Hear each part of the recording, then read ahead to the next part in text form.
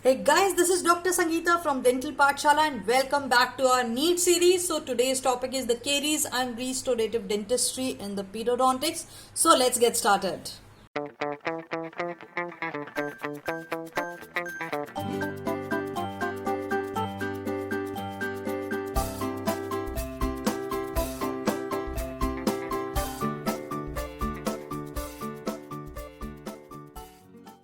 So before you get started, make sure you subscribe to our channel and click on the bell icon. That way you get a notification as soon as I release a new video lecture for you. Now NEET lectures are every Saturdays. So keep watching, keep learning until your NEET exam, talking about the caries. How the caries spread is bacteria. When the bacteria attacks on the tooth, जब bacteria दांत पे attack करता तो है acid, it produces, bacteria produces acid.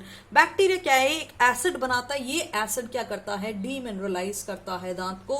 Basically दांत के अंदर जो हाइड्रोक्सी एपेटाइट क्रिस्टल्स हैं उन क्रिस्टल्स को तोड़ देता है और डीमिनरलाइज कर देता है. मिनरल कंटेंट जो है वो दांत का कम हो जाता है. अब सबसे ज्यादा कहां से कम होता है? तो ग्रेटेस्ट अमाउंट जो होती है डीमिनरलाइजेशन की 10 से 15 माइक्रोमीटर बीनीथ द एनामल होती है. एनामल के 10 से 15 माइक्रोमीटर के नीचे सबसे ज्यादा डिस्ट्रक्शन, सबसे ज्यादा डीमिनरलाइजेशन होती है दांत की. अब जब दांत डीमिनरलाइज हो गया है तो सबसे पहले जहां पे एसिड ने अटैक किया, सबसे पहले एरिया जो डीमिनरलाइज हो गया उसको हम लोग बोलते हैं इंसिपिएंट लीजन, यानी जहां से स्टार्ट हुआ है इंसिपिएंट. और प्राइमरी लीजन बेसिकली क्या है? वहां पे इनामल पे एक व्हाइट स्पॉट बन जाता है, तो इसको हम लोग बोलते हैं व्हाइट स्पॉट. अगर इसको हमने ट्रीट नहीं किया, अगर इनिशियल केरीज को ट्रीट नहीं किया तो आगे जाके ये लीजन हो जाता है कैविटेटेड लीजन, यानी कि केरीज बन जाता है. अगर केरीज से पहले हम लोग ये कैविटेटेड लीजन बनने से पहले यानी इंसिपिएंट स्टेज पे अगर हम ट्रीट कर दें तो हमारी केरीज जो है अरेस्ट हो सकती हैं, वहीं रुक सकती हैं. अगर नहीं ठीक किया तो वो पल्प तक जा सकती हैं. उसके बाद हम लोग एंडो के लेक्चर में पढ़ेंगे पल्प के लिए क्या क्या प्रोसीजर्स है. तो हम लोग बात करते हैं अभी सलाइवा बहुत इंपॉर्टेंट फैक्टर है. केस ट्रायंगल जो है, एक 3 ट्रायंगल है, वो ट्रायड है. उसके अंदर बोलता है होस्ट है यानी कि दांत है, एजेंट है और बैक्टीरिया है. तो 3 चीजें जो केरीज बनाती है वो क्या है? या तो दांत खुद दांत पे आएगा, बैक्टीरिया एजेंट है और सबस्ट्रेट जो है वो शुगर है. तो कार्बोहाइड्रेट, कॉम्प्लेक्स कार्बोहाइड्रेट जो कि डीमिनरलाइज करती हैं, जो जिसके मेटाबॉलिज्म से ही एसिड बनता है. केरी बैक्टीरिया जब कार्बोहाइड्रेट पे अटैक करता है, कार्बोहाइड्रेट को मेटाबोलाइज करता है, तो ही हमारा एसिड का प्रोडक्शन होता है. तो सलाइवा का एक बहुत इंपॉर्टेंट रोल है. अगर बात करेंगे हम लोग तो सलाइवा डाइल्यूट करता है और बफर कर देता है. एक बफरिंग कैपेसिटी होती है सलाइवा की, जिससे वो दांत का जो ये एसिड प्रोड्यूस कर रहा है बैक्टीरिया, उस एसिड को की टेंडेंसी को कम कर देता है. तो ये इस एसिड का इफेक्ट जो होता है कम हो जाता है. तो अगर सलाइवा जिस कंडीशन में ज्यादा है उस कंडीशन में बैक्टीरिया केरीज कम करेगा. जैसे कि हम लोग बात करें डाउन सिंड्रोम की. डाउन सिंड्रोम्स में क्या है? पेशेंट जो है ज्यादा सलाइवा प्रोड्यूस करता है. तो जो भी कोई ऐसी चीज होगी जिसमें बॉडी ज्यादा सलाइवा प्रोड्यूस करेगी उसमें केरीज तो कम होंगे. हाँ, वो अलग बात है हालांकि पेरिडोंटल डिजीज हो जाए. तो क्रिटिकल पीएच जो डीमिनरलाइजेशन का है एनामल के लिए 5.5 से 5.2 है और डेंटिन के लिए इससे भी कम होता है. तो कोई भी दांत को अगर हमें रिस्टोरेशन करना है, कोई भी दांत में अगर केरीज हो गए उसको हम रिस्टोर करते हैं तो वो दांत को क्योर करना नहीं होगा, वो दांत को ट्रीट करना होगा. क्योर करने का मतलब होता है, जैसे हम बोलते हैं कि पहले केरीज लगने से पहले ही हम उस पर कुछ ऐसा प्रोसीजर करें कि जिससे केरीज ना हो. तो वो कैसे हो सकता है? या तो कोई ओरल इन्फेक्शन है, आने से पहले हम ट्रीट कर रहे हैं, या फिर कोई भी ऐसी चीज है जिससे हम कैरियोजेनिक बैक्टीरिया को कम कर रहे हैं, या फिर हम लोग रीमिनरलाइज कर रहे हैं जैसे कि हम फ्लोराइड ट्रीटमेंट कर रहे हैं. तो सबसे बड़ा बैक्टीरिया कौन सा है जो केरीज प्रोड्यूस करता है? वो है हमारा स्ट्रेप्टोकोकस म्यूटेंस. तो स्ट्रेप्टोकोकस म्यूटेंस जो है वो सबसे वो इनिशिएट करता है केरीज को. वो मेजर और मोस्ट इंपॉर्टेंट बैक्टीरिया है केरीज के लिए. ऑल्सो स्ट्रेप्टोकोकस म्यूटेंस के अंदर एक चीज और है, window of infectivity. Window of infectivity क्या है? वो टाइम पीरियड है जिसमें स्ट्रेप्टोकोकस म्यूटेंस बच्चे के अंदर मुंह में सबसे ज्यादा रहता है. कब सबसे ज्यादा रहता है? एक बार जब प्राइमरी दांत उगेगा, एक बार जब परमानेंट दांत उगेगा. सो जब प्राइमरी दांत उगेगा वो क्या है, 6 महीने का, मोस्टली 6 महीने का टाइम। तो 7 मंथ से लेके और 2.5 साल, 1.5 से 2.5 साल तक में क्या है, हमारे परमानेंट दांत रहते हैं। तो 6 महीने से लेके 30 महीने, 33 महीने, 31 मंथ्स तक जो है वो हमारा क्या है, विंडो ऑफ इन्फेक्टिविटी है, वो टाइम पीरियड जिसमें एस म्यूटेंट सबसे ज्यादा रहता है। अब आगे जब हम पढ़ेंगे केरीज के बारे में पढ़ेंगे, तो उसमें क्या पढ़ेंगे आप कि जब हम लोगों को केरीज को अरेस्ट करना है तो हम प्रिवेंशन मेजर पे क्या करते हैं, पेरेंट्स को बोलते हैं कि बच्चे के जैसे ही दांत उगने स्टार्ट होते हैं, जो कि 6 महीना है प्राइमरी दांत उगने का टाइम, तो 6 महीने के टाइम में अगर बच्चे को ब्रश करने की हैबिट डलवा दी जाए तो केरीज को रोक सकते हैं। तो विंडो ऑफ इन्फेक्टिविटी अगर हमें पता है तो हम उसको प्रिवेंट कर सकते हैं, केरीज को आने से पहले ही मार सकते हैं। अब सबसे ज्यादा स्ट्रेप्टोकोकस म्यूटेंस कैसे फैलता है, वो फैलता है माँ का बच्चे से, किसिंग से, और इसीलिए कम्युनिकेबल है।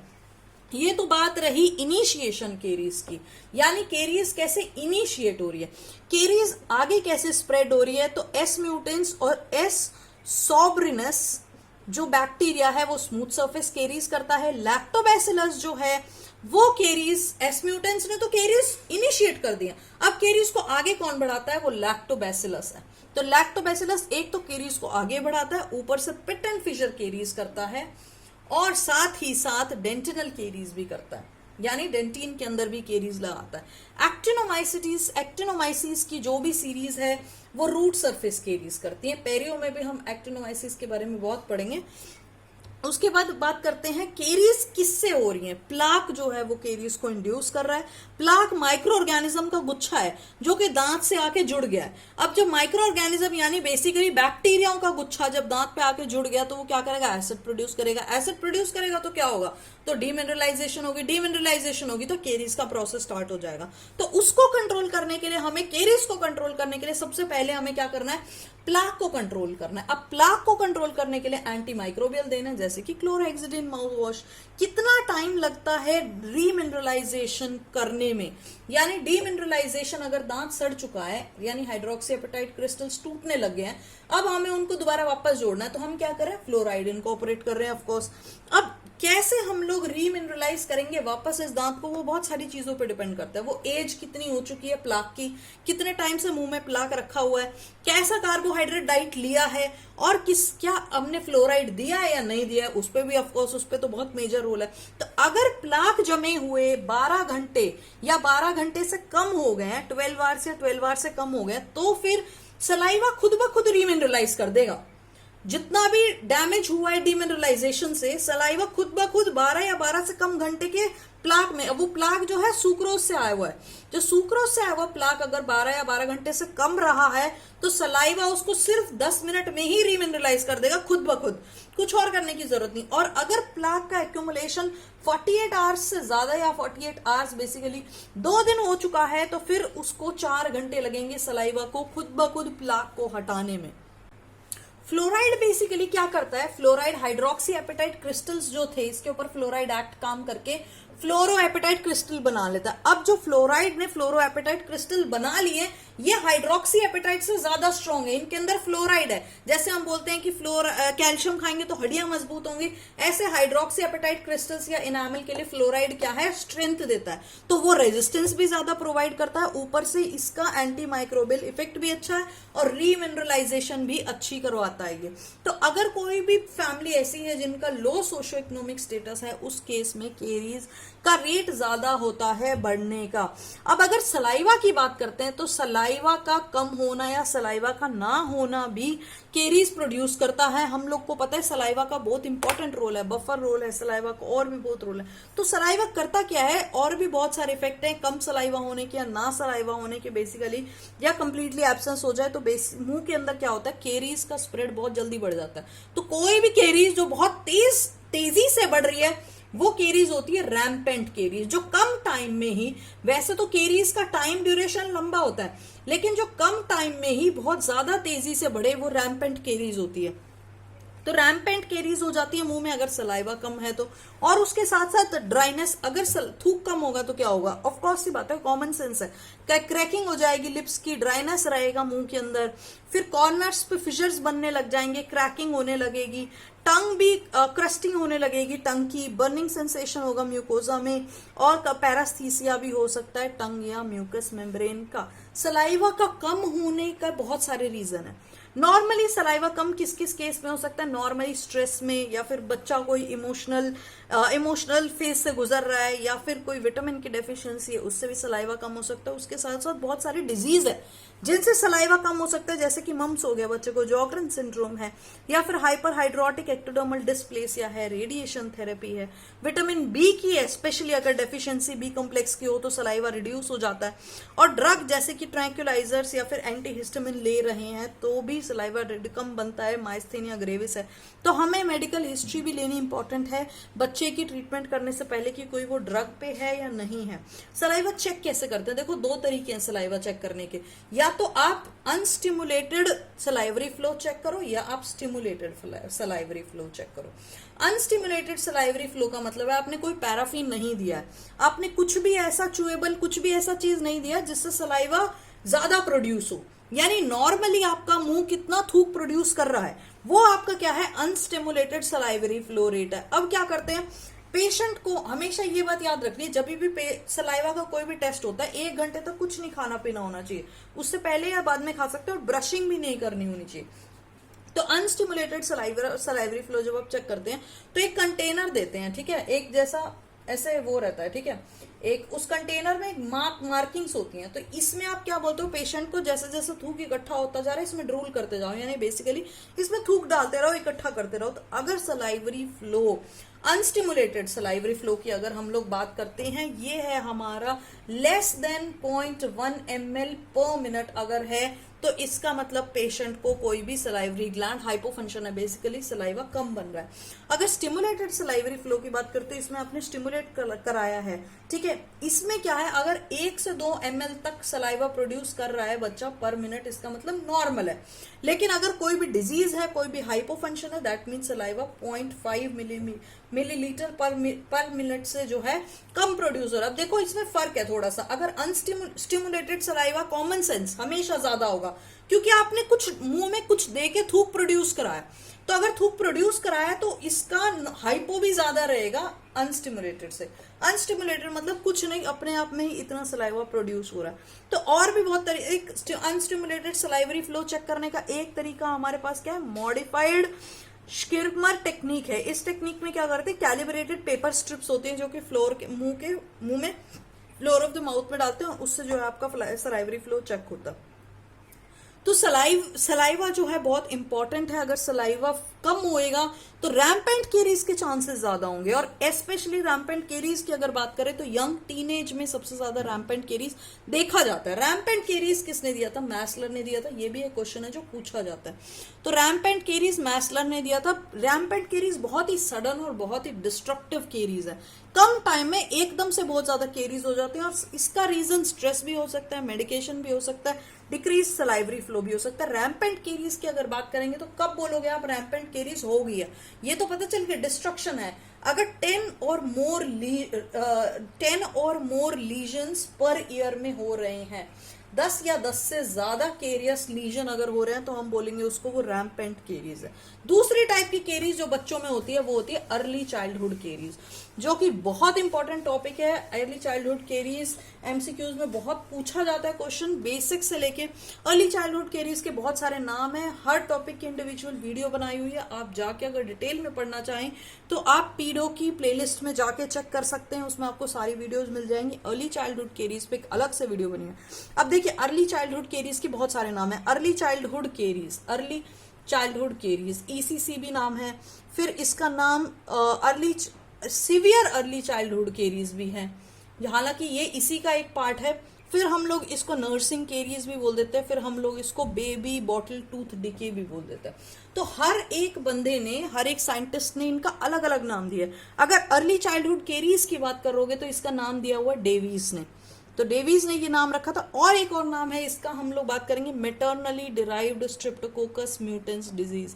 ये इसका सबसे नया नाम है, लेटेस्ट नाम अर्ली चाइल्डहुड केरीज का यही है, क्योंकि ये क्या है, माँ से बच्चे को फैलता है। एस म्यूटेंस हमने क्या बात की थी कि माँ किसिंग से या फिर किसिंग वगैरह करने से माँ बच्चे को किस करती है, तो माँ से जो है। और हाई रिस्क की भी अगर हम लोग बात करेंगे तो हाई रिस्क आगे जाके हम बात करेंगे कि कौन सा पेशेंट केरीज के हाई रिस्क होता है, तो उसमें भी यही बात करेंगे कि जिस माँ को ज्यादा केरीज है बच्चा भी वो हाई रिस्क में रहता है। तो माँ से केरीज को मिलती है, एस म्यूटेंस माँ से केरीज को मिलता है, इसीलिए अर्ली चाइल्डहुड केरीज का नया नाम मेटर्नली डिराइव्ड स्ट्रेप्टोकोकस म्यूटेंस डिजीज भी रखा है। तो अर्ली चाइल्डहुड केरीज डेविस ने दिया था, और नर्सिंग केरीज टर्म जो थी वो दी थी विंटर ने।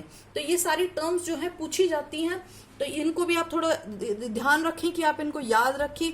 बेबी बॉटल टूथ डिके का मतलब ये केरीज जो हैं किस वजह से हो रही हैं। बच्चा जो दूध की बोतल यानी कि निप्पल जो जिस बोतल से दूध पीता है वो दूध की बोतल अगर लगाए लगाए सो जाए, यानी वो दूध पीते पीते सो जाए, तो ये केरीज होती हैं। तो ये एक कॉज पे इसका नाम दिया गया है।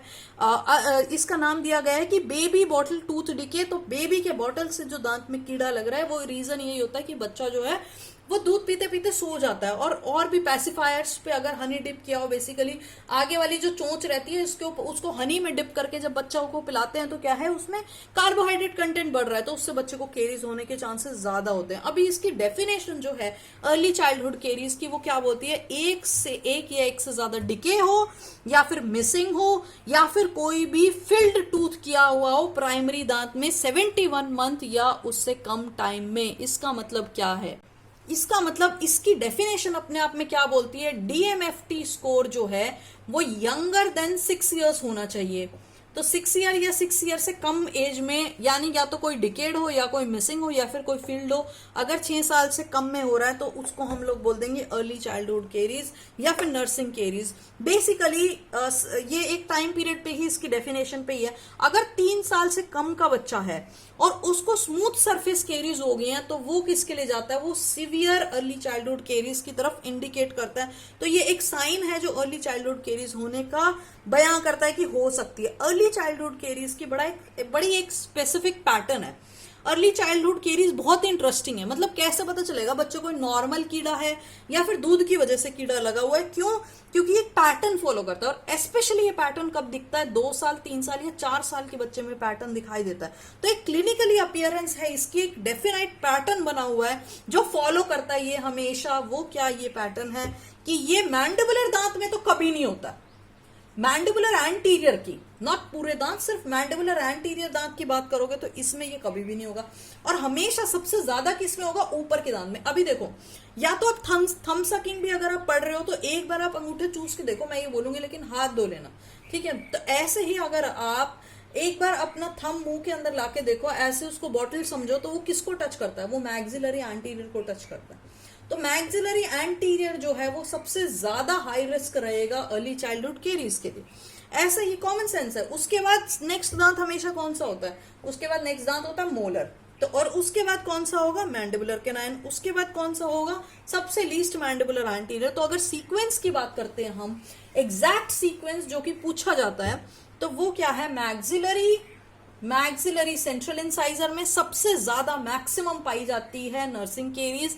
उसके बाद मैक्सिलरी लैटरल इंसाइजर में, उसके बाद मिलती है मैक्सिलरी फर्स्ट मोलर में, मैंडिबुलर में ये कम दिखती है। और उसके बाद क्या है, मैक्सिलरी कैनाइन, और हमारा है सेकेंड मोलर।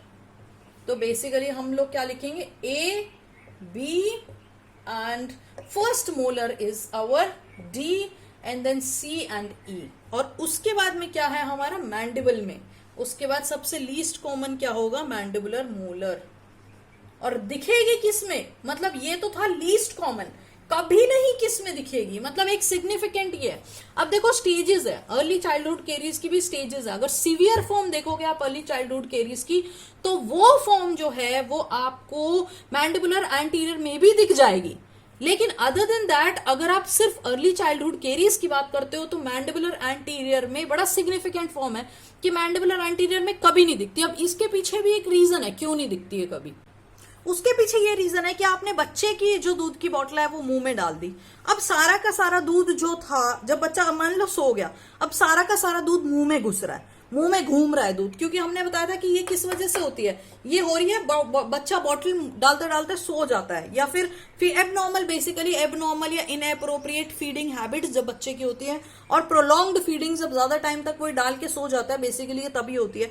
तो फिर उसमें क्या होगा, अब बच्चे की जो टंग है ना वो लोअर एंटीरियर्स पे टिकी रहेगी, तो लोअर एंटीरियर टंग से प्रोटेक्टेड रहेंगे, और बाकी सारी जगह में दूध घूमता रहेगा, जो कि वो दूध मीठा दूध है, जो कि क्या बना है, जिसके अंदर लैक्टोज है, जो कि क्या कर रहा है, केरीज प्रोड्यूस कर रहा है। तो इसीलिए मैंडिबुलर एंटीरियर्स बच जाते हैं और बाकी सारे दांत अफेक्ट हो जाते हैं। बेसिकली कॉमन रीजन इसका सबसे ज्यादा क्या है कि दूध के अंदर कार्बोहाइड्रेट है। मीठा दूध, वैसे बच्चा दूध नहीं पीता, मीठा करके दूध पिलाते हैं, स्पेशली इंडियन फैमिली में तो बहुत पिलाते मिलते हैं। तो उस वजह से क्या होती है, अर्ली चाइल्डहुड केरीज हो जाती है। Prolong feeding habit, inappropriate feeding habit, या फिर चाइल्ड जो है वो मीठे दूध की बोतल दूध में डाल के और सो गया, पीते पीते सो गया। अब क्या इंपॉर्टेंट बात है, सबसे पहली इंपॉर्टेंट चीज है प्रिवेंट कैसे करना, उसके बाद मैं बताऊंगी कि आप इसको ट्रीट कैसे करोगे।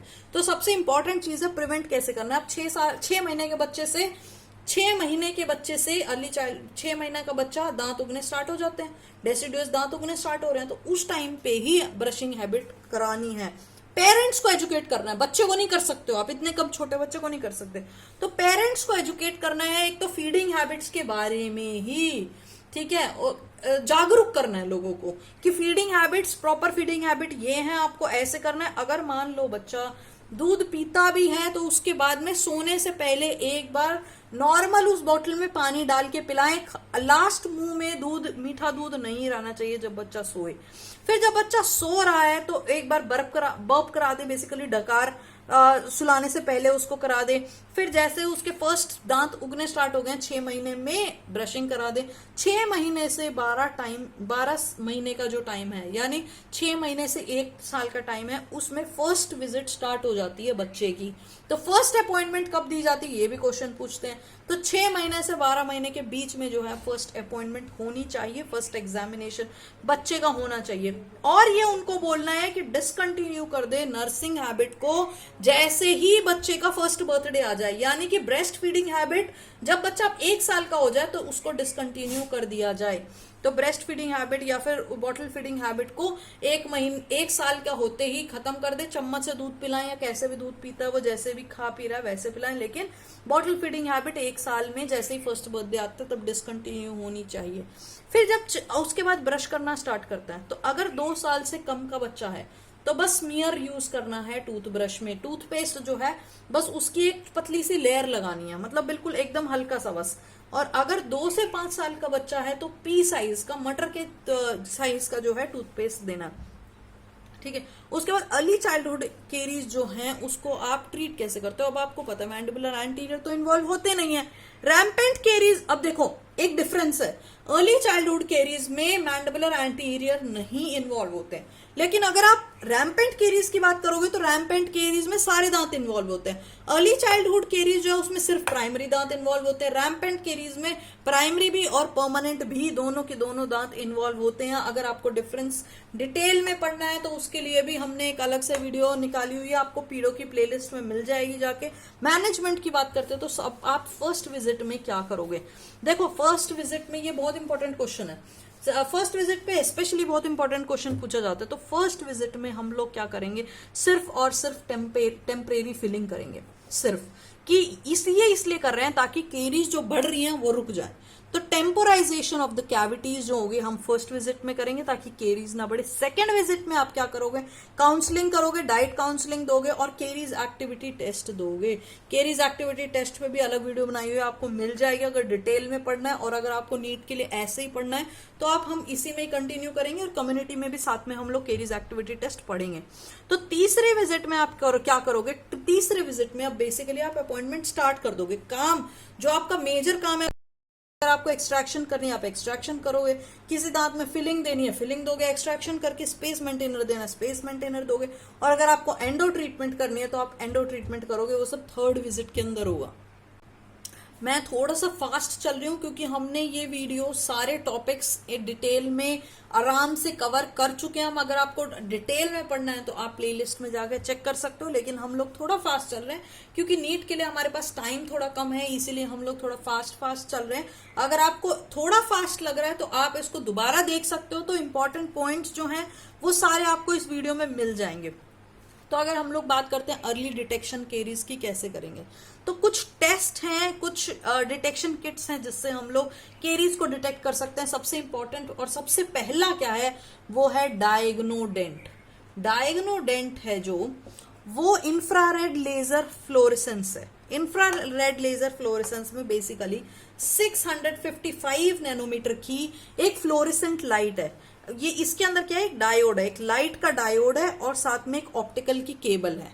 तो ये लाइट के डायोड में से लाइट निकलती है, इंफ्रारेड लाइट, लेजर लाइट निकलती है। ये लेजर लाइट जो है वो दांत प्रोब की टिप पे जाती है, दांत से जाती है और फिर उसके बाद में डिस्प्ले में रीडिंग दे देती है। रीडिंग क्या देती है, 0 से 99 की रीडिंग है। अब इस रीडिंग में ये देती है, अगर आपका 20 से ज्यादा आ रहा है, यानी यहाँ पे कहीं पे मान लो 20 आ रही है, तो अगर 20 से ज्यादा की वैल्यू है इसका मतलब दांत जो है वो केरियस है।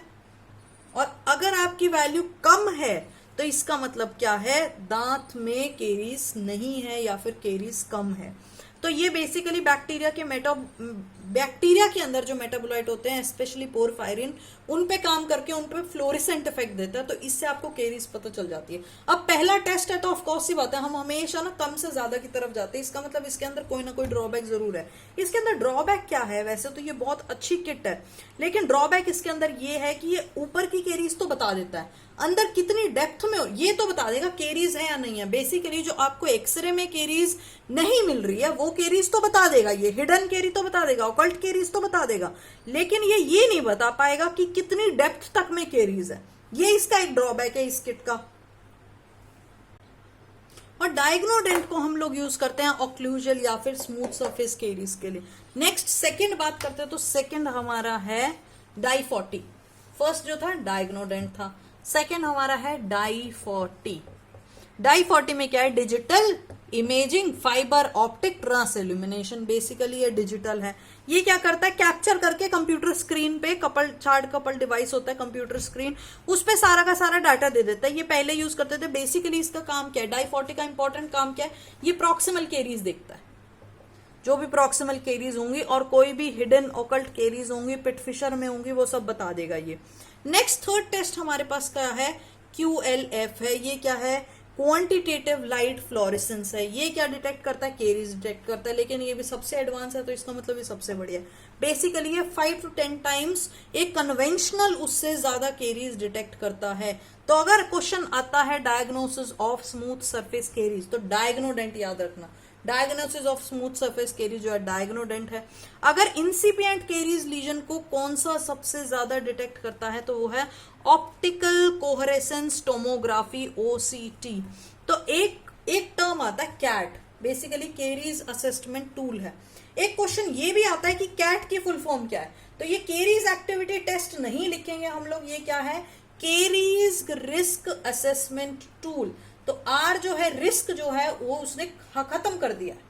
बेसिकली देखो ऐसे याद रखो, इसके अंदर केरीज रिस्क असेसमेंट टूल में हम लोग ये देखते हैं कि कौन सा इंडिविजुअल, कौन सा बच्चा ज्यादा केरीज के लिए रिस्क है, किसको ज्यादा केरीज का रिस्क है, किसको कम केरीज का रिस्क है, उसी अकॉर्डिंग हम उसकी प्रिवेंशन करते हैं। जैसे कोई हाई केरियस लीजन होगा तो उसके पानी में फ्लोराइड डाल देंगे, उसको टॉपिकल फ्लोराइड दे देंगे, उसको सिस्टमिक फ्लोराइड दे देंगे, ऐसे करके ये रिस्क बताते हैं। तो हमने रिस्क काट दिया तो क्या हो गया, ये कैट बन गया। तो केरीज रिस्क असेसमेंट टूल जो है वो कैट है। इसके अंदर कैरियोग्राम है और कैमरा है। अब ये जो कैरियोग्राम है, इसके अंदर एक एल्गोरिथम है पाई चार्ट के लिए, तो उसके अंदर वेरियस कलर्स हैं। कलर कौन कौन से हैं, अगर ब्लू कलर है तो वो डाइट का है, रेड कलर है बैक्टीरिया का है, डेंजर से याद रखें बैक्टीरिया का है, लाइट ब्लू कलर ससेप्टिबिलिटी के लिए, येलो कलर सर्कमस्टांसेस के लिए, और ग्रीन कलर हम लोग के चांसेस, कितने चांसेस हैं कि हम उस केरीज को अवॉइड कर सकते हैं। तो American academy of paediatric dentistry, American academy of paediatric dentistry ने जो केरीज रिस्क असेसमेंट कैट का टूल दिया, केरीज रिस्क असेसमेंट टूल दिया, उसने क्या बोला, 3 कैटेगरीज हैं, ठीक है। एक है लो रिस्क, एक है मॉडरेट रिस्क और एक है हाई रिस्क। बेसिकली ये सारे लोग हैं। लो रिस्क के लोग कौन होंगे? लो रिस्क के वो बच्चे होंगे जिनकी कोई 2 साल तक में कोई भी केरीज नहीं आई है, ठीक है, और जिनका कहीं से भी नो इंसिपिएंट या नो व्हाइट स्पॉट लिख देती हूं मैं, जहां पे जिनके एक भी दांत में केरीज नहीं है, जिनके एक भी दांत में डीमिनरलाइजेशन भी नहीं हुई है। बेसिकली व्हाइट स्पॉट हमने क्या पढ़ा था? इनिशियल इंसिपिएंट केरियस लीजन है। कोई प्लाक भी नहीं है, कोई प्लाक भी नहीं है। ऐसे हम लोग यहां पे लिखेंगे टाइम, ऐसे आपको याद रहेगा। एक मिनट, थोड़ा इसको हम अच्छे से लिखते हैं। तो यहां पे क्या क्या है? ये है हमारा केरीज रिस्क असेसमेंट टूल, ठीक है। इसके अंदर है लो रिस्क, मॉडरेट, इसके अंदर आता है लो रिस्क, मॉडरेट रिस्क और हाई रिस्क। अब हम लोग बात करते हैं टाइम की। बेसिकली क्या बोल रहा है? 2 साल के अंदर कोई केरीज नहीं हो। इसके मॉडरेट रिस्क का क्या मतलब है? पिछले 2 साल के अंदर केरीज मिले, ठीक है। और हाई रिस्क कौन सा होगा? जिसके 1 साल के अंदर केरीज होंगे। देखो ये डिफरेंस आ गया। उसके बाद में अगर हम लोग बात करते हैं व्हाइट स्पॉट की, व्हाइट स्पॉट का मतलब है इनिशियल डीमिनरलाइजेशन, इनामल की डीमिनरलाइजेशन, इंसिपिएंट केरीज। इसके अंदर लॉ के अंदर कोई भी केरीज नहीं मिलेगी। मॉडरेट रिस्क की बात करते हो तो आपको एक एरिया मिल जाएगा, दांत में एक एरिया मिल जाएगा डीमिनरलाइजेशन का या इनामल केरीज का या व्हाइट स्पॉट का। और अगर आपको मोर देन एक एरिया मिलता है तो वो आपका क्या होगा? हाई रिस्क होगा, ठीक है। नेक्स्ट हम लोग बात करते हैं प्लाक की। अगर प्लाक प्रेजेंट नहीं होगा तो लो रिस्क है। अगर प्लाक की बात नहीं करें, अगर जिंजवाइटिस प्रेजेंट है तो इसका मतलब मॉडरेट रिस्क पे आ गया पेशेंट।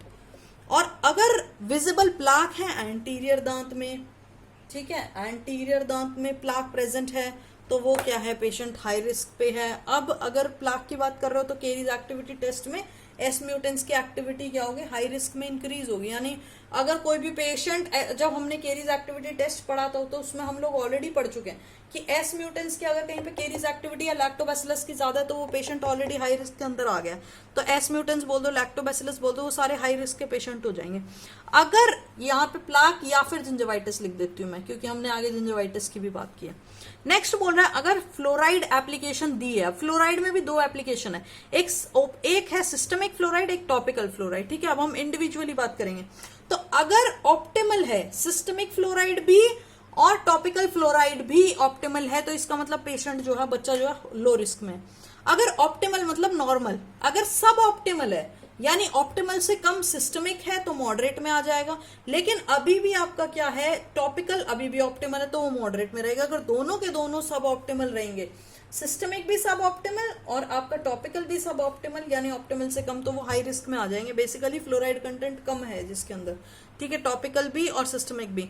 अगर शुगर की बात करते हैं तो बहुत इंपॉर्टेंट क्वेश्चन है ये, बहुत फ्रीक्वेंटली क्वेश्चन पूछा जाता है केरीज से रिलेटेड कि कब शुगर खाएं कि केरीज हो, किस ड्यूरेशन में शुगर खाएं। अब देखो बहुत कॉमन सेंस है इसमें, एक्चुअली उतना ना कुछ रटने वाला है नहीं, समझने वाला है सारा कुछ।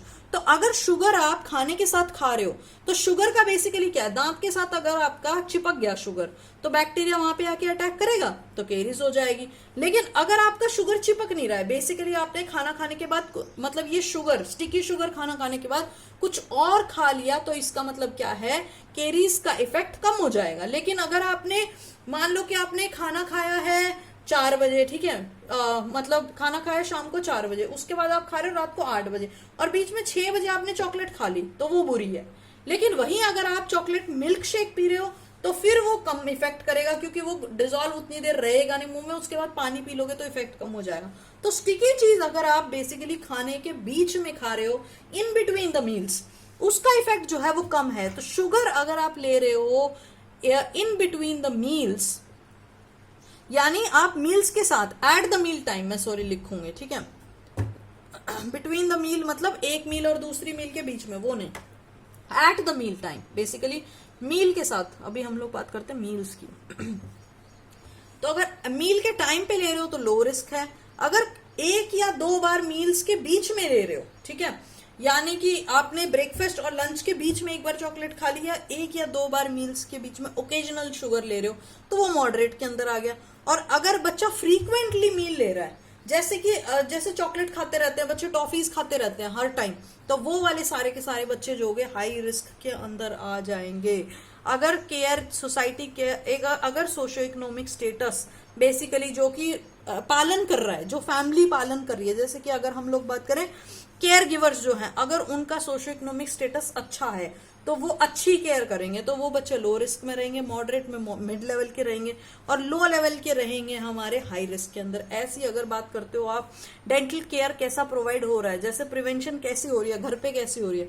अगर रेगुलर यूज है डेंटल केयर का, अगर 6 मंथ से 1 साल के टाइम में ही पहला विजिट लगा दिया, तो अगर कुछ हो भी रहा है तो आप उसको स्टॉप कर दोगे, तो बच्चे लो रिस्क में रहेंगे, मॉडरेट के अंदर रहेंगे। अगर इरेगुलर यूज है, डेंटल क्लिनिक पे टाइम पे नहीं जा रहा है बच्चा, ठीक है, तो वो मॉडरेट में। अगर नहीं जा रहा है वो बच्चा, वो हाई रिस्क के अंदर आ गया। ऑल्सो हाई रिस्क के अंदर वो भी बच्चे आएंगे जो कि स्पेशल नीड्स के बच्चे हैं, जैसे हैंडीकैप बच्चे हो गए, ठीक है, ऑटिस्टिक हो गए, ठीक है, क्लेफ्ट लिप क्लेफ्ट पैलेट, या बहुत सारे ऐसे बच्चे हैं जिनको जो एकदम स्पेशल नीड्स वाले हैं, तो वो सारे के सारे हाई रिस्क केरीज के अंदर आ जाएंगे। और सबसे इंपॉर्टेंट हाई रिस्क में क्या आएगा, अभी तक पढ़ चुके हम लोग, जिसका सलाइवा फ्लो कम है वो भी हाई रिस्क के अंदर आएगा। ऑल्सो जिसकी प्लाक एक्यूमुलेशन है, प्लाक एक्यूमुलेशन की बात कर रहे हो कि अगर, तो जिस बच्चे की ऑर्थो ट्रीटमेंट चल रही है या किसी ने कोई अप्लायंस पहन रखा है, वो भी हाई रिस्क में आएगा, क्योंकि उन सारे केसेस में क्या है, प्लाक एक्यूमुलेट हो रहा है। अगर किसी ने प्रोस्तो अप्लायंस है, ऑर्थो अप्लायंस है, उन सारे केसेस में प्लाक एक्यूमुलेट हो रहा है, तो वो बच्चे भी क्या होंगे, आपके हाई रिस्क के अंदर आएंगे। अब एक क्वेश्चन और पूछा जाता है कि कौन सा ऐसा कंपोनेंट है कार्बोहाइड्रेट का जिससे सबसे ज्यादा केरीज होती है। तो मोस्ट केरियोजेनिक वर्ड का मतलब है सबसे ज्यादा केरीज कौन सा प्रोड्यूस करता है, वो हमेशा सुक्रोज है, क्योंकि सुक्रोज ऐसा बेसिक कॉम्प्लेक्स है जिससे सबसे ज्यादा कीड़ा होता है normal day to day routine में। इसीलिए इसको हम लोग क्या बोलते हैं, आर्च क्रिमिनल भी बोलते हैं। ये बेसिकली क्राइम क्रिमिनल है जो केरीज करता है। अब जो कौन सा, इसमें भी सबस्ट्रेट जो है हमारे, कौन कौन से सबस्ट्रेट है जिनसे केरीज होते हैं, उसकी भी आगे क्लासिफिकेशन है एक छोटी सी। तो अगर जितना इंपॉर्टेंट याद रखना है, बेसिकली इसके अंदर क्या है, एक तो कैलोरिक स्वीटनर है। कौन से ऐसे स्वीटनर है जिनमें कैलोरीज होती है, एक नॉन कैलोरिक स्वीटनर है, ठीक है। कैलोरी स्वीटनर के अंदर आपके पास है जाइलिटॉल, सॉर्बिटॉल और मैनिटॉल, और भी बहुत सारे हैं, लेसिटॉल भी है एक और, अगर आपको याद रखना है तो। इसके अंदर जाइलिटॉल जो है वो सबसे ज्यादा लो कैलोरी स्वीटनर है। एक्चुअली ये च्युइंगम्स वगैरह में डला होता है, तो इससे एस म्यूटेंस कम भी होता है कहीं ना कहीं पे इसकी एक्टिविटी। नॉन कैलोरिक स्वीटनर के अंदर आपके पास आता है सैकरीन, आता है आपके पास एस्पार्टमीन आता है। जो एस्पार्टेम है वो न्यूट्रा शुगर है, वो डाइट कोक में भी प्रेजेंट होता है। और एक और तीसरा तरीके का शुगर है, सबस्ट्रेट है, वो है प्लांट डाइट, जिसके अंदर आता है आपका मोनिलिन आता है और स्टीरिया आता है। तो ये आपकी होगी शुगर की बात। अब इन्फेक्टेड अफेक्टेड डेंटिन की बात कर लेते हैं थोड़ा सा। तो इन्फेक्टेड अफेक्टेड डेंटिन कौन सा होता है, इन्फेक्टेड डेंटिन वो डेंटिन होता है जो केरीज ने इन्फेक्ट कर दिया है, जो केरीज आया और उस पूरे डेंटिन को खराब कर दिया है। अब इस डेंटिन वो इतना ज्यादा इन्फेक्ट हो गया, इन्फेक्शन इतना ज्यादा हो गया कि अब वो रीमिनरलाइज नहीं हो सकता है। अफेक्टेड डेंटिन की बात करोगे, वो अफेक्ट तो हो गया है लेकिन वो इन्फेक्ट नहीं हुआ है, तो उसको हम क्या है, रीमिनरलाइज कर सकते हैं। और अगर आप इनडायरेक्ट पल्प कैपिंग जो हम आगे की वीडियो में पढ़ेंगे जब हम करते हैं, तो उस इनडायरेक्ट पल्प कैपिंग के प्रोसीजर में हम एक्चुअली अफेक्टेड डेंटिन छोड़ देते हैं दांत के अंदर ही, ताकि वो दोबारा रीमिनरलाइज हो जाए, क्योंकि पल्प के पास होता है इसलिए हमें वो छोड़ना पड़ता है, ऑप्शन नहीं है कोई। तो ऐसे ये इसके अंदर क्या है, सेंसिटिविटी नहीं होगी, क्योंकि वो पूरा एरिया एकदम खत्म कर रखा है, सॉफ्ट डार्क कलर का होगा ये, तो इतना ज्यादा खत्म है कि सेंसेशन नहीं होगी, इसमें सेंसिटिविटी होती है। अब जो इन्फेक्टेड डेंटिन है उसको हम स्टेन कर सकते हैं। ये क्वेश्चन है जो पूछा जाता है, कौन सा स्टेन यूज करते हैं इन्फेक्टेड डेंटिन के लिए, तो वो है 1% acid red solution in 0.2% propylene glycol, ठीक है। इस सॉल्यूशन में क्या है, आप इसको स्टेन करते हो इन्फेक्टेड डेंटिन को। अफेक्टेड डेंटिन के लिए कोई स्टेन नहीं है, इस डीमिनरलाइजेशन के लिए छोड़ देते हैं, लेकिन इन्फेक्टेड डेंटिन सारा का सारा दांत में से निकालना पड़ता है। और कौन कौन से फैक्टर हैं जो केरीज करते हैं, तो हमारा लेड है, बेरियम है, ठीक है, और आपका सिलेनियम है, कैडमियम है, ये सारी चीजें जो है केरीज को इंक्रीज कर देते हैं। और अगर कोई बच्चा जिसने बहुत सारे दांत खो दिए हों अपने, उसको बोलते हैं हम लोग डेंटल क्रिपल। तो कुछ कुछ हम अभी बीच में कुछ कुछ टर्म्स हम ऐसे ही करेंगे, वो आपको थोड़ा सा याद रखना है, क्योंकि मैं चाह रही हूँ कि ज्यादा से ज्यादा आपको इस वीडियो में बता पाऊं। तो अगर मॉर्फोलॉजी ऑफ फिशर्स की बात करते हो तो 4 तरह के फिशर होते हैं, या तो वी होगा या यू होगा, बेसिकली पिटन फिशर जिसमें कीड़ा लगता है, आई होगा और के होगा। अब यू और वी देखो, यहां से यू और वी कितने इजीली क्लीन हो जा रहे हैं, ठीक है, आराम से जा रहे हैं, यहां से घुस रहा है। लेकिन आई कॉम्प्लिकेटेड है, के देखो कितना कॉम्प्लिकेटेड है। तो यू और वी जो है ये इजी टू क्लीन है, ये फिशर्स में कीड़ा कम लगता है, सेल्फ क्लिनसेबल है, केरीज रेजिस्टेंस है, तो नॉन इन्वेसिव टेक्निक से भी आप डील कर सकते हो। लेकिन आई और के लिए आपको इन्वेसिव टेक्निक चाहिए, ये ज्यादा केरीज के लिए ससेप्टेबल है। एक क्वेश्चन ये भी पूछते हैं, आप केरीज के लिए ना डाई कौन सी यूज करते हो? तो एनामल के लिए अलग डाई है ऑफ कोर्स, और डेंटिन के लिए अलग डाई है। अगर आप इनामल के स्टेन्स की बात करते हो तो उसके अंदर आपके आगे आएगा कैल्सीन और फ्यूशीन आता है। और अगर आप डेंटिन की उसकी बात करते हो, डेंटिनल केरीज की बात करते हो, तो डेंटिनल स्टेन के अंदर आपका आता है एसिड रेड सिस्टम होता है। बेसिकली एक एसिड रेड है और दूसरा आपके पास है अल्फा अमीनो एक्रिडीन। तो एक ये आपके पास है अल्फा अमीनो एक्रिडीन और एसिड रेड सिस्टम। सो ये है आपके डाइज, कुछ जो आपको एज इट इज इनको रटना पड़ेगा। आई एम सॉरी, लेकिन कुछ चीजें आपको बीच बीच में रटनी पड़ेंगी। लेकिन इन डाइज का ना एक थोड़ा सा ड्रॉबैक ये है कि ये सिर्फ इनामल या फिर डेंटिन को स्टेन नहीं करती हैं, लेकिन ये आपके हाइपोप्लास्टिक पार्ट्स को भी साथ साथ स्टेन कर देती हैं। अब टेक्निक्स हैं कुछ ऐसी टेक्निक्स है जिनमें आप केमिकल डालो और आप केरीज को निकाल सकते हो। तो कुछ केमिकल भी और थोड़ा मैकेनिकल भी काम करना पड़ता है आपको। तो बेसिकली ये क्या करती है, ये डेंटिन को सॉफ्ट कर देती है। कैसे सॉफ्ट करती है? हाइड्रोलाइज कर देती है आपके कोलेजन के फाइबर्स को पार्शियली, तो वो इजीली केरीज निकल जाते हैं। तो केरीज निकालना आसान हो जाता है। तो आपके पास कौन कौन से केमिको मैकेनिकल रिमूवल टेक्निक्स हैं? केरीज रिमूवल टेक्निक जिसको आप बोल सकते हो chemico mechanical caries removal technique. इसके अंदर आपके पास दो चीजें आती है। एक आपके पास है कैरीडेक्स, ये भी क्वेश्चन पूछा जाता है। एक आपके पास है कैरीसोल। बेसिकली कैरीसोल क्या है? जेल है, और कैरीडेक्स क्या है? सॉल्यूशन है। तो इसके अंदर दो सॉल्यूशन होंगे, इसके अंदर दो पेस्ट होंगे, पेस्ट जेल की फॉर्म में होती है।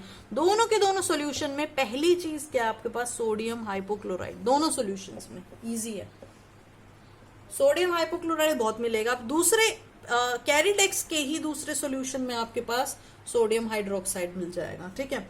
अब बहुत सारी चीजें दोनों में कॉमन है। इसके अंदर सेकंड सॉल्यूशन में, फर्स्ट सॉल्यूशन में तो दोनों के अंदर यही है, ठीक है, सिर्फ और सिर्फ सोडियम हाइपोक्लोराइड ही है। दूसरे सॉल्यूशन में आपके पास इसमें क्या है? सोडियम क्लोराइड और ग्लाइसिन।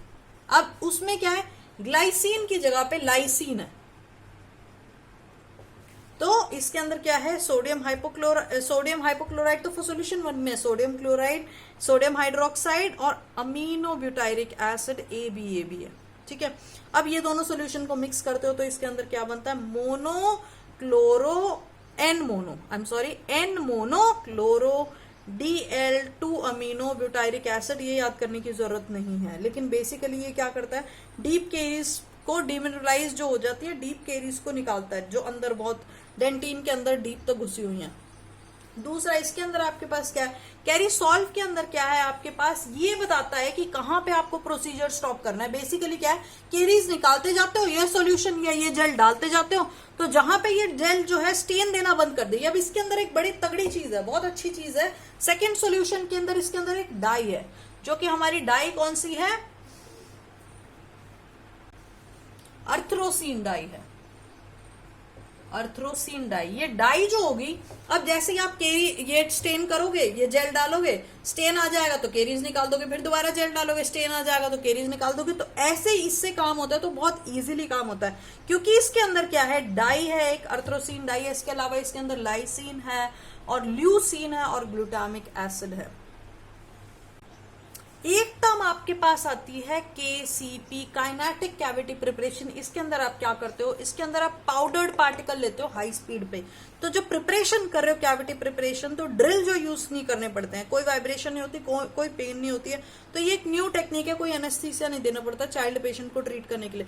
देखो, अगर आप प्राइमरी और परमानेंट दांत के डिफरेंसेस की बात करते हो तो मैं ये इस वीडियो में कवर नहीं करूंगी, वो एक अलग से टॉपिक बनाया हुआ है और उसके अंदर बहुत सारे क्लिनिकल पॉइंट्स मैंने ऐड किए हुए हैं। तो मैं आपको रिकमेंड करूंगी कि आप उसमें वो देखो। लेकिन जो क्वेश्चन आपसे इंपॉर्टेंटली पूछा जाता है प्राइमरी और परमानेंट दांत में, ये सबसे फ्रीक्वेंटली क्वेश्चन ये पूछा जाता है कि कौन सा, अब आपको पता है प्राइमरी दांत जो होते हैं उनके अंदर जो पल्प चेंबर है वो बहुत बड़े बड़े हैं, पल्प हॉर्न्स जो है वो बहुत बड़े बड़े हैं, इनामल की लेयर भी कम है और डेंटिन की लेयर भी कम है। तो इसीलिए जब कैविटी प्रिपरेशन करते हो आप किसी प्राइमरी दांत की, तो उसके अंदर क्या होता है, बहुत हाई चांसेस होते हैं कि हम पल्प को इंजर कर दें। और कौन सा पल्प सबसे ज्यादा क्लोज होता है दांत के, तो वो होता है एमबी, ठीक है, mesiobuccal cusp of first primary molar. तो बेसिकली डी का मीजियोबक्कल कस्प जो होता है वो सबसे ज्यादा क्लोज होता है, तो वो सबसे ज्यादा इंजर करने के हमारे चांसेस होते हैं। पल्प हॉर्न बड़े होते हैं, डीजे के क्लोज होते हैं, ठीक है। ये सारे कुछ कुछ चीजें हैं, कुछ कुछ पॉइंट्स हैं। और सबसे इंपॉर्टेंट पॉइंट क्या है जिससे और एक क्वेश्चन पूछा जाता है, वो ये है कि आपके इनामल रॉड्स जो हैं, ये क्लास 2 की कैविटी प्रिपरेशन में भी पढ़ोगे। जब आप पढ़ते हो इनामल रॉड्स की डायरेक्शन क्या है, तो अगर आप प्राइमरी दांत की बात कर रहे हो तो डीजे के पास के जो इनामल रॉड्स हैं आपके, वो होते हैं ऊपर की तरफ ऑक्लूजली जाते हुए। लेकिन अगर आप परमानेंट दांत की इधर बात करोगे तो उसकी क्या है, नीचे जाते हुए मिलते हैं, ऐसे नीचे जाते हुए मिलते हैं। और यही रीजन है कि जब क्लास 2 प्रिपरेशन करते हो परमानेंट में, तो आपको क्या है, जिंजाइवल में बेवल देना पड़ता है, लेकिन आपको प्राइमरी में नहीं देना पड़ता है। कोई अनसपोर्टेड एनामल नहीं बचता है क्योंकि उसकी डायरेक्शन ऊपर की तरफ ही है। और भी छोटे छोटे कुछ कुछ डिफरेंस है, लेकिन मैं आपको अभी भी रिकमेंड करूंगी कि आप प्राइमरी और परमानेंट के डिफरेंसेस देख लो।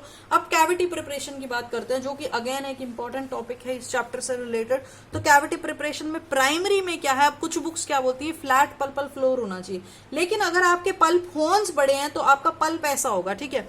तो इसीलिए आपकी जो फ्लोर होती है वो फ्लैट की जगह थोड़ी सी क्या होगी, कनकेव होगी, क्योंकि हाई पल्प हॉर्न्स हैं। और राउंड एंगल्स, सारे एंगल्स हमेशा सारे के सारे राउंड होंगे क्योंकि वो डिक्रीज करता है स्ट्रेस को। अब कितना आप कैविटी प्रिपेयर करोगे, क्योंकि पल्प कम है, पल्प बड़ा है, इनामल कम है, डेंटिन कम है, तो 0.2 to 0.5 millimetre into the dento enamel junction के बाद तक हम कैविटी प्रिपेयर कर सकते हैं। क्लास 1 की बात हो रही है ये, या फिर टोटल आप बोल दो 1.5 mm तक प्रिपरेशन कर दिया आपने, ठीक है, कैविटी प्रिपरेशन क्लास 1 के लिए।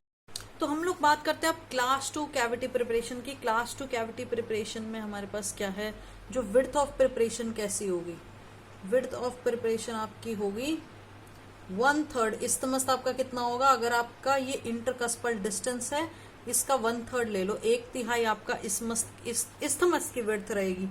ये एक्सियो पल्पल लाइन एंगल जो है आपका पल्पल फ्लोर और एक्सियल फ्लोर वो है जो कि पैरेलल टू टूथ सरफेस है, पल्पल फ्लोर जो perpendicular to tooth surface long axis of the tooth surface है। तो ये अगर आपका पल्पल फ्लोर है, एक्सियल वॉल है, इन दोनों के लाइन एंगल को आपको राउंड करना है क्योंकि स्ट्रेसेस रिड्यूस कर रहे हैं, हमेशा ये बात याद रखना। लाइन एंगल्स, चाहे आप प्राइमरी टीथ बात करो चाहे परमानेंट टीथ बात करो, लाइन एंगल्स हमेशा आपके राउंडेड रहेंगे, कभी भी शार्प नहीं रहेंगे। तो बिवेल करने हैं लाइन एंगल्स को ताकि स्ट्रेसेस रिड्यूस हो। और अगर आप अगर आप एमलगम की बात करते हो, एमलगम फिलिंग कर रहे हो और बार बार आपका एमलगम जो है वो फ्रैक्चर हो रहा है, ऑक्लूजन से फ्रैक्चर हो रहा है, दैट मीन्स ऊपर के कस्प जो हैं दांत के वो शार्प है। तो आप उसके सिनेरियो में क्या करेंगे, ऊपर के कस्पों को घटा दो थोड़ा सा। अगर स्मॉल लीजन है, क्लास 2 स्मॉल लीजन है, तो आप फ्लोराइड थेरेपी कर सकते हो। और कभी भी स्मॉल लीजन में क्या करना है, धीरे धीरे स्मॉल राउंड बर से स्लो स्पीड से पेंडुलस मोशन में आपको बाहर निकालनी है केरीज। और आप रेजिन मॉडिफाइड जीआईसी यूज कर सकते हो। जीआईसी प्राइमरी दांत में बहुत अच्छी है क्योंकि उसके पास फ्लोराइड रिलीजिंग कंटेंट है, तो फ्लोराइड रिलीज करता रहता है जो कि बहुत अच्छा है प्राइमरी टीथ के लिए। एमलगम अगर फिलिंग की बात कर रहे हो तो अच्छा, सबसे पहले अगर आप डेंटिन ज्यादा इन्वॉल्व हो चुका है आपके पास, क्लास 2 में आप मिनिमल की बात कर चुके हो, अगर ज्यादा इन्वॉल्वमेंट है कैरियर्स का, तो सबसे पहला स्टेप क्या होगा, आपने मार्जिनल रिज को तोड़ना है। आप मार्जिनल रिज को तोड़ रहे हो ताकि आप दूसरे दांत के डैमेज को प्रिवेंट कर सको, ठीक है। अगर आप एमलगम फिलिंग कर रहे हो, एमलगम के लिए कैविटी प्रिपरेशन कर रहे हो, तो वो 1.5 मिलीमीटर डेप्थ की होगी। पल्पल फ्लोर हमेशा फ्लैट रहेगा और आपका एनामल एमलगम का इंटरफेस है वो 90 डिग्री पे होगा, जहां पे एनामल और आपका वो मिल रहा है, एनामल और एमलगम मिल रहा है, ठीक है। उसके बाद जीआईसी की बात करते हो, जीआईसी या कॉम्पोजिट की बात अगर कर रहे हो तो उसमें इनामल, बेवलिंग, एचिंग या बॉन्डिंग एजेंट जो हम नॉर्मली तौर पे यूज करते हैं वो सब हम यूज करेंगे।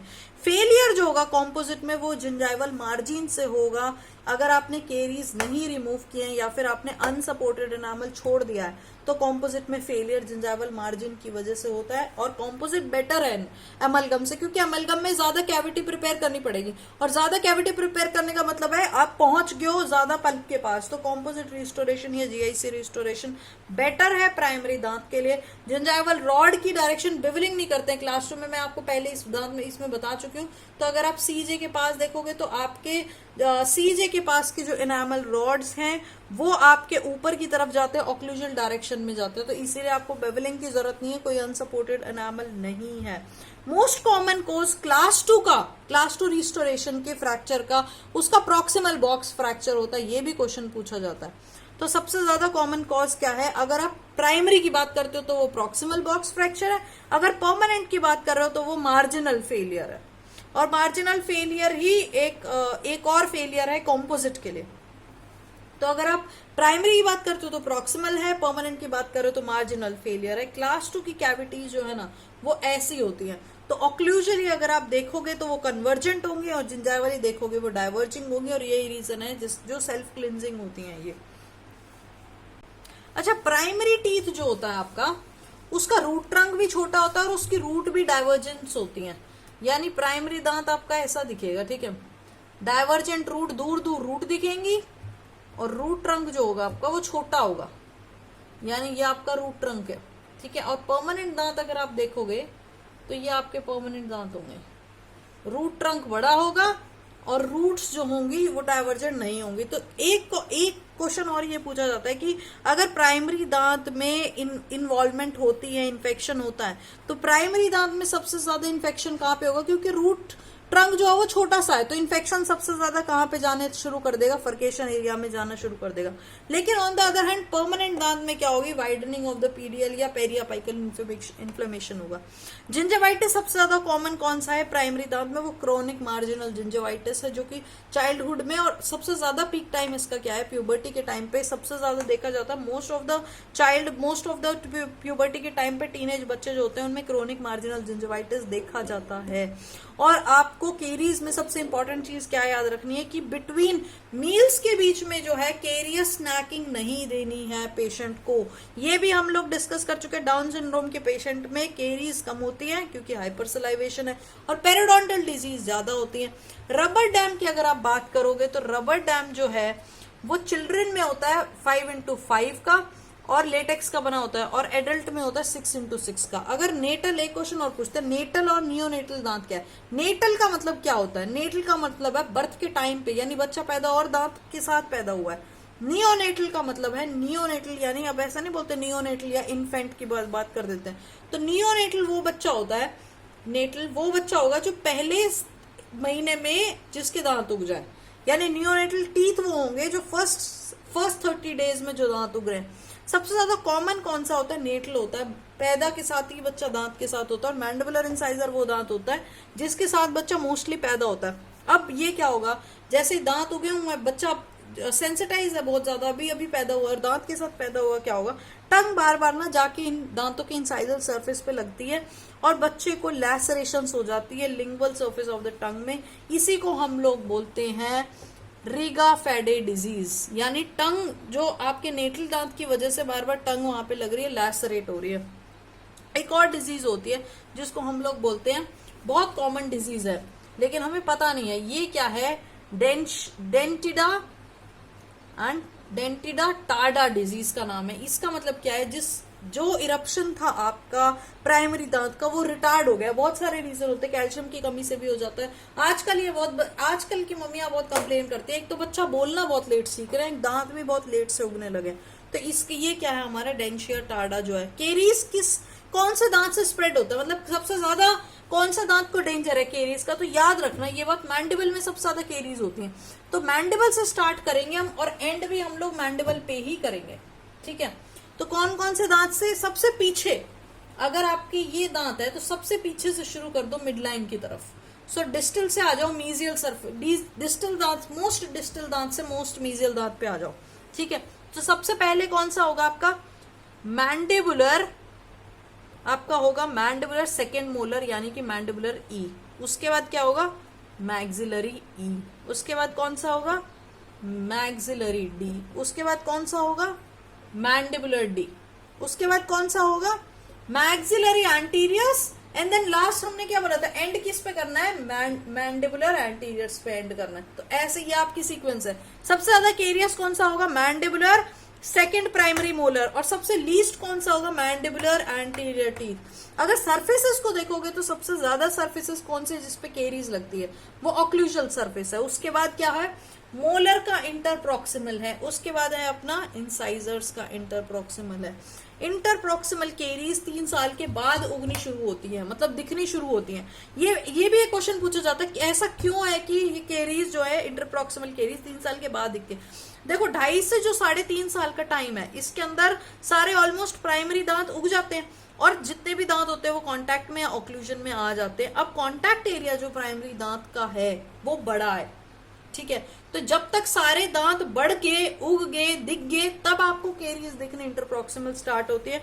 और कांटेक्ट इसलिए बोलते हैं प्राइमरी दांत में क्या है कांटेक्ट एरिया है क्योंकि वो ज्यादा बड़ा एरिया है। और अगर परमानेंट दांत की बात करोगे उसमें सिर्फ कांटेक्ट पे पॉइंट है, वो एरिया नहीं है बड़ा, सिर्फ पॉइंट है जहां पे दोनों के दोनों दांत मिलते हैं कांटेक्ट होते हैं।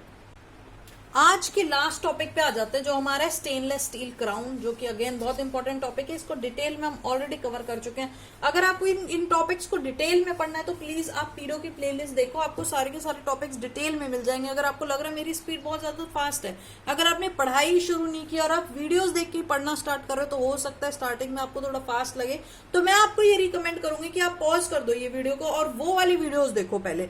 फिर आपको इन वीडियोज में बहुत सारे इंपॉर्टेंट पॉइंट्स मिलेंगे जो कि नीट से रिलेटेड है, जो वो उसमें हमने सिर्फ क्या किया आपका कॉन्सेप्ट क्लियर किया, आपको पता रह जाएगा, आइडिया हो जाएगा कि ये चीज होती क्या है। और अगर आप सिर्फ नीट के पॉइंट्स की तरफ देखोगे तो उनके लिए हमने नीट की स्पेशल हमारी जो सीरीज स्टार्ट की है, वो जो सैटरडे को आपको हर सैटरडे को नीट का लेक्चर मिलेगा।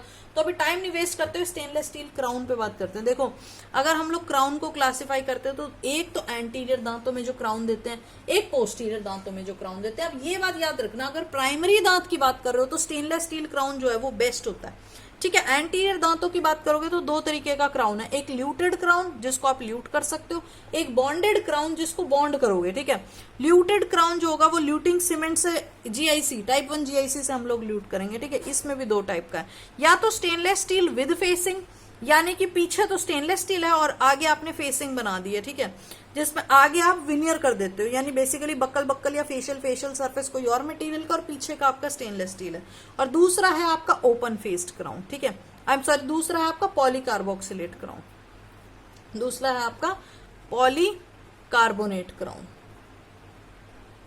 ठीक है। अब स्टेनलेस स्टील फेसिंग विनियर्ड के अंदर आपके पास कौन कौन से आएंगे, उसके पास आएंगे आपके पास चेंग क्राउन, ड्यूरा क्राउन, ठीक है, किंडर क्राउन, किंडर गार्डन से याद किया मैंने, फिर पीडो पर्ल क्राउन, फिर उसके बाद है जिरकोनिया क्राउन। अगर आप बॉन्डेड क्राउन की बात करते हो तो बॉन्डेड क्राउन जो है वो बॉन्ड किए गए हैं दांत के साथ, ठीक है, बॉन्डेड किए रेजन मटेरियल के साथ। उसमें आपके पास है पास, यानी आपने नीट पास कर दिया। तो पी से क्या है पीडो जैकेट क्राउन, ए से क्या है art glass crown, and S से आपके स्ट्रिप्स क्राउन, जो कि बहुत इंपॉर्टेंट और बहुत फेमिलियर क्राउन है, आप सब फेमिलियर हो उनके साथ। अगर आप पोस्टीरियर दांतों की बात करते हो तो प्राइमरी के अंदर आपके पास है स्टेनलेस स्टील क्राउन या फिर स्टेनलेस स्टील का फेसिंग क्राउन, जैसे प्रीमोलर, जैसे कि अगर आपको परमानेंट में यूज करना है प्रीमोलर्स में। अगर आप वैसे अदरवाइज परमानेंट दांतों की बात करते हो तो उसमें आप क्या देते हो एक्रिलिक का जैकेट क्राउन।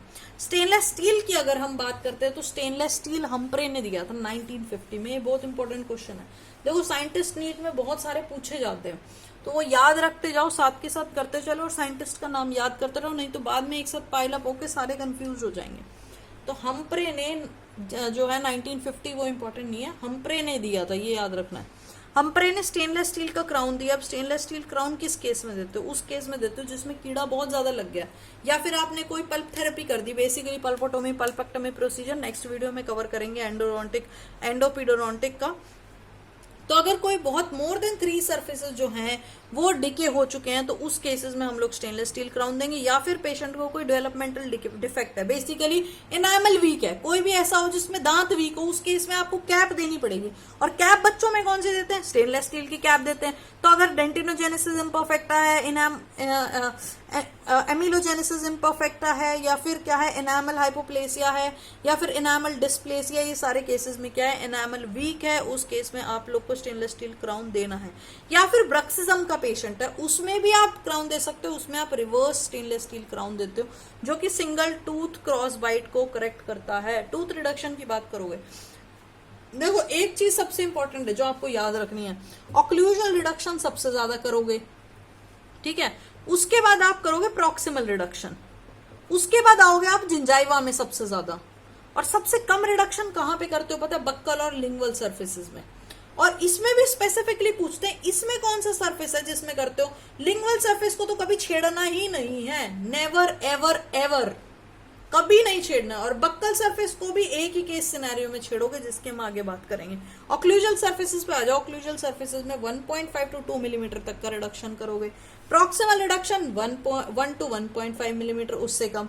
जिंजाइवा तक कितना जाओगे? जिंजाइवल में टर्मिनेशन 0.5 to 1 मिलीमीटर सल्कस के अंदर तक।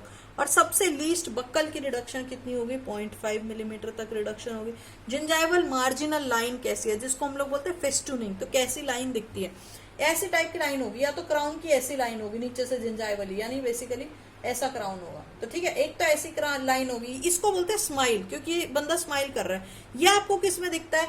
ये आपको दिखता है buccal surface of second primary molar, यानी बक्कल सरफेस ऑफ ई दांत, या फिर लिंगुअल सरफेसेस ऑफ दोनों के दोनों प्राइमरी, फर्स्ट और सेकेंड दोनों प्राइमरी मोलर, यानी lingual surfaces of D and E और बक्कल सरफेस ऑफ ई दांत। ठीक है, ये तो हो गया स्माइल का। और दूसरा का आपका जिंजाइवल मार्जिनल लाइन या फेस्टूनिंग जिसको बोलते हैं, वो है अपना स्ट्रेच्ड टाइप। तो स्ट्रेच्ड ऐसी होगी एस स्ट्रेच्ड है, बेसिकली अगर आप एस लिखोगे तो एक तरफ से ज्यादा स्ट्रेच है। अगर हम लोग बात करते हैं मॉर्फोलॉजी दांत की, ठीक है, उसमें आप क्या पढ़ोगे? जो अपना प्राइमरी फर्स्ट मोलर है उसकी मॉर्फोलॉजी सबसे अलग है। उसमें ना मीजियल सरफेस पे जब आप बनाओगे, मान लो ये दांत बनाओगे, ठीक है, तो यहां पे आप क्या देखोगे ना, ये ऐसे है, तो यहां पे क्या है, मीजियल सरफेस पे आपका नीचे की तरफ जा रहा है, ठीक है, ये सर्वाइकली वो जा रहा है। यही रीजन है कि जो ये बल्ज है, एक फेशियल मार्क्ड फेशियल बल्ज है, इसी की वजह से स्ट्रेच्ड एस मार्जिनल लाइन आ रही है। ठीक है, ये किस में दिखाई देगी? आपका buccal surface of the first primary molar में दिखाई देगी। एक और आपका क्राउन की जिंजावल मार्जिन है, वो ऐसी दिखती है, वो फ्राउनिंग फेस, जैसे कि माथे में त्योड़ी डल जाती है, जैसे फ्राउनिंग फेस होता है ना, गुस्सा आता है तो फोरहेड में जो लाइंस आती हैं वो फ्राउनिंग होती है। ये कौन से केस में होता है ऐसा फ्राउनिंग वाला? जिसके अंदर छोटा क्राउन देना है, स्मॉल हाइट है, ऑक्लूज सर्वाइकली स्मॉल क्राउन है अगर। तो एक और क्लासिफिकेशन है स्टेनलेस स्टील क्राउन्स की, वो है अगर आप ट्रिम्ड है, प्री ट्रिम्ड है, अनप्री काउंटर्ड है। मतलब क्या इसका? इसका मतलब है कि आपने स्टेनलेस स्टील क्राउन ले लिया, ठीक है, बना बनाया क्राउन ले लिया, अब वो क्राउन अगर बड़ी हाइट का है, इसका मतलब आपको खुद उसको ट्रिम भी करना है, खुद आपको मोड़ के उसको दांत में भी फिट करना, वो हो गया आपका अनट्रिम्ड क्राउन, यानी कि ना तो ट्रिम किया हुआ है ना ही काउंटूर किया हुआ है। दूसरा आपके पास आता है pre trimmed crown. Pre trimmed crown का मतलब है उसकी हाइट तो मतलब कटा हुआ नीचे से तो ट्रिम्ड होगा, लेकिन वो काउंटूर्ड नहीं होगा। तीसरा होता है आपका सबसे छोटा सा ऐसा प्री काउंटूर्ड क्राउन, वो ना अंदर से भी ऐसे मुड़ा हुआ होगा जिंजाइवल, बेसिकली ये ट्रिम्ड भी है, ये काउंटूर्ड भी है। अगर स्टेनलेस स्टील क्राउन की बात करते हो 18 तो ये भी क्वेश्चन पूछ सकते हैं कि इसमें कितना क्रोमियम है, कितना निकल है। तो मैंने इसको बोला आपको कोरोना याद रखो, कोरोना, तो उसमें क्या है, क्रोमियम और निकल। तो क्रोमियम 18%, निकल 8%। तो निकल बेस्ड क्राउन में भी आइकोनिल क्राउन, आइकोनिल 600 क्राउन जो है उसके अंदर निकल ज्यादा होता है क्रोमियम से, ये बात आपको याद रखनी है। और आयरन तो होगा ही होगा, क्योंकि स्टील की बात कर रहे हैं, तो आयरन तो दोनों में होगा, स्टेनलेस स्टील में भी होगा, निकल बेस्ड में भी होगा। क्राउन को सेलेक्ट कैसे करोगे टूथ प्रिपरेशन करने से, ये बात याद रखनी है हमेशा। जब आप टूथ प्रिपरेशन करोगे स्टेनलेस स्टील क्राउन काटने से पहले, तो कौन सा क्राउन मुंह में डालना है, ठीक है, ये कैसे चेक करोगे? टूथ प्रिपरेशन करने से पहले फिट करके देखोगे दांत में, एक्सटर्नल फिट नहीं करोगे। मतलब एक्चुअली बेसिकली इसमें क्या करना होता है, मेजर करना होता है कितना सरफेस कितना विड्थ डायमेंशन मेजर करते हैं, डायमीटर, एक्सटर्नल डायमीटर मेजर करते हैं क्राउन का। ये अगर मान लो आपके पास क्राउन है, ठीक है, ये अंदर से ऐसे है क्राउन, अंदर से डायमीटर नहीं, बाहर से डायमीटर चेक करते हो कितना डायमीटर है क्राउन का, फिर दांत पे मार्क करके आप फिर वो चेक करके और फिर आप कटिंग शुरू करते हो। तो अगर आपको प्रोसीजर पढ़ना है तो स्टेनलेस स्टील क्राउन की पूरी वीडियो देख लो, उसमें आपको पूरी वीडियो में पता चल जाएगा कि प्रोसीजर स्टेप बाय स्टेप कैसे आप करते हो स्टेनलेस स्टील क्राउन।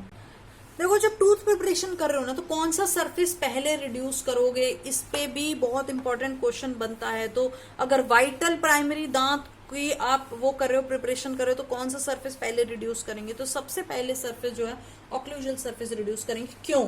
उसका भी एक रीजन है। देखो, पल्प हॉर्न जो है ना हाई है, क्लोज टू द पल्प है। अगर आपने पहले अगर ऑक्लूजल सरफेस रिड्यूस कर दिया, अगर प्रॉक्सिमल सरफेस मान लो पहले रिड्यूस कर दिया, तो क्या होगा, हल्का सा आपका इसके पास आ गया और आपने बाद में ऑक्लूजल सरफेस रिड्यूस कर दिया तो ज्यादा ब्लीडिंग हो जाएगी, तो आपको बाद में पता नहीं चलेगा कि ब्लीडिंग हो कहां से रही है।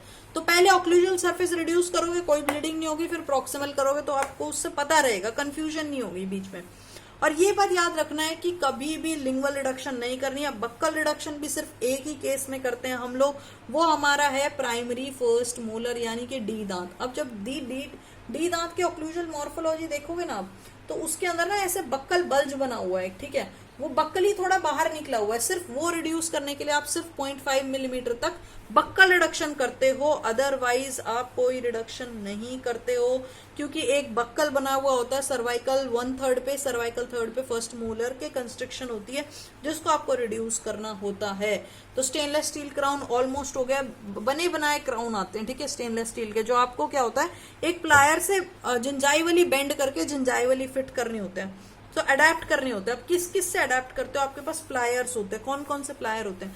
तो 417 क्रिम्पिंग प्लायर होता है। क्रिम्पिंग प्लायर क्या करता है, सर्वाइकल सरफेस से मतलब जिंजाइवली से बेंड करके आप जिंजाइवल फिट प्रोवाइड करता है। उसके बाद आपके पास कौन कौन सा है, 114 होता है एक प्लायर, ठीक है, जिसको बोलते हैं Johnson ball and socket contouring plier. ये क्या करता है, काउंटूर करता है, ये बक्कल और लिंगुअल सरफेसेस पे काउंटूरिंग करता है। उसके बाद आपके पास आता है 137 प्लायर, जो कि आपका है गोल्डन प्लायर, वो भी काउंटूरिंग करता है। उसके बाद आपके पास आता है 112 एबेल्स बॉल एंड सॉकेट प्लायर। ये जो प्लायर होता है ये कॉन्टैक्ट एरिया प्रोड्यूस करता है मीजियल और डिस्टल सरफेस पे। और कैसे पता चलता है कि अडेप्ट हो गया, तो एक टक करके साउंड आती है, तो स्नैप फिटिंग होती है। एक फिट कैसे करते हो आप? अगर मैंडिबल की बात करोगे ना, तो पहले लिंगुअल साइड में डालोगे और फिर उसको बक्कल में डालोगे। तो अगर आपको क्राउन फिट करना है ऐसे, फॉर एग्जाम्पल आपको कोई क्राउन फिट करना है, तो पहले आप लिंगुअल में डालोगे मैंडिबल में और फिर बक्कल में लेके जाओगे। और अगर आप मैक्सिलरी की बात कर रहे हो तो पहले आप बक्कल में लेके जाओगे, पहले आप बक्कल में लेके जाओगे और फिर आप पैलेटल में लेके जाओगे। तो ऐसे करोगे आप, ठीक है। ये डायरेक्शन है क्राउन प्लेस करने की।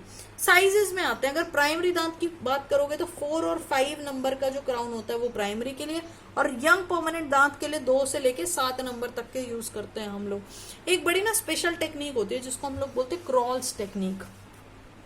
ये crawl technique stainless steel crown में यूज करते हो। मान लो ब्रक्सिज्म का पेशेंट है, ठीक है, अब आपने ब्रक्सिज्म के पेशेंट को ऑक्लूजली ज्यादा क्राउन मोटा देना है, क्योंकि वो उसकी दांत क्लेंचिंग की आदत है, दांत पीसने की आदत है।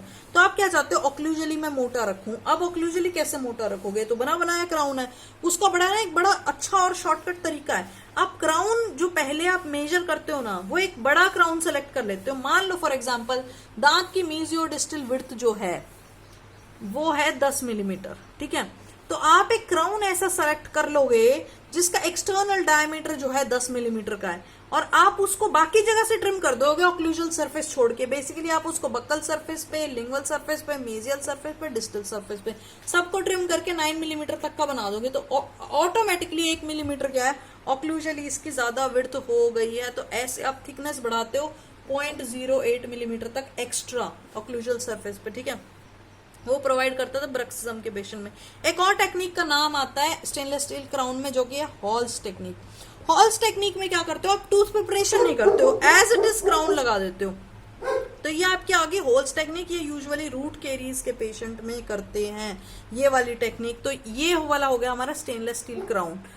एक क्विक टिप क्या है, जब आपने पल्पोटोमी प्रोसीजर कर दिया, वो नेक्स्ट एंडो पार्ट में हम लोग कवर कर लेंगे, ट्रोमा के बाद में हम लोग उस पे एंडो पे जाएंगे। तो उसमें जब आप स्टेनलेस स्टील क्राउन दोगे ना, तो आप इमीडिएटली सेम दिन, अब जब पल्पोटोमी प्रोसीजर करने के बाद सेम डे आप स्टेनलेस स्टील क्राउन देते हो, ताकि कोई माइक्रो लीकेज ना रहे, क्योंकि आपने पल्पोटोमी कर दिया, आधा ही पल्प हटाया, तो आप नहीं चाहते कि और अंदर पल्प तक में इन्फेक्शन जाए, तो आप same day stainless steel crown देते हो। तो ये हो गया हमारा पूरा का पूरा केरीज एंड रिस्टोरेशन, जिसके अंदर हमने केरीज डिस्कस किए हैं, क्लास 2 कैविटी प्रिपरेशन डिस्कस किए, स्टेनलेस स्टील क्राउन डिस्कस किए, रबर डैम किसने दिया था, बार्नब ने दिया था, तो और रबर डैम भी हमने डिस्कस किया। तो ये सब हो गया हमारा पार्ट 2 पीडोडोंटिक्स पीडो के नीट के लेक्चर्स का। तो ऐसे ही आप नीट के लेक्चर्स देखते रहें, और प्लीज मुझे नीचे कमेंट सेक्शन में कमेंट कीजिए आपको वीडियोस कैसी लग रही है, पसंद आ रहा है, स्पीड मेरा कैसा लग रहा है, समझ पा रहे हैं नहीं समझ पा रहे हैं। और क्योंकि ये वीडियोस मैंने हिंदी में रखी है ताकि आपको बहुत अच्छे से सारी चीजें समझ आए। आप प्लीज नीट के लिए रटे नहीं, क्योंकि नीट में क्या रहता है, बच्चे रटते रहते और भूलते रहते। तो मेरा अटेम्प्ट यही है कि आप समझ के करें। मेरी लैंग्वेज हिंदी रहेगी तो आपको थोड़ा इजी रहेगा समझने में। मैंने कोशिश की आपको समझाने की। अगर आपको वीडियोस पसंद आई हैं तो प्लीज लाइक कीजिए और नीचे कमेंट जरूर कीजिए, ताकि मैं हर सैटरडे को आपके लिए नीट का एक नया लेक्चर लेके आऊं, आपकी नीट की प्रिपरेशन होती रहे। So all the best.